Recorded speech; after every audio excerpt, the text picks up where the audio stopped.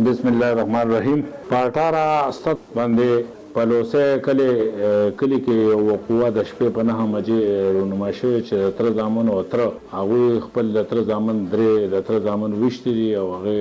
کې چې کم دی دا دوه چې کم دی دا په موقع باندې قتل شوی دی او دا دریم چې کم دی زخمی او چې بعد کې هغه بیا وفات شو. ملزمان د موقع نه فرار شوی دي او چې فرار شوی دي د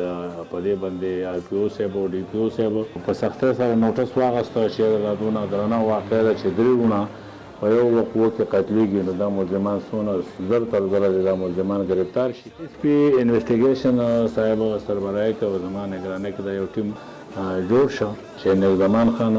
سچو عاقب خان او زموږ آی ټي انچارج ساجد خان په دې مونږ کار شروع کړو. شکر الحمدلله درې ورځو کې دنه دا ملزمان مونږ ونیول سره د لیاقت برآمد دي او دوی د خپل جرم اعتراف وکړو.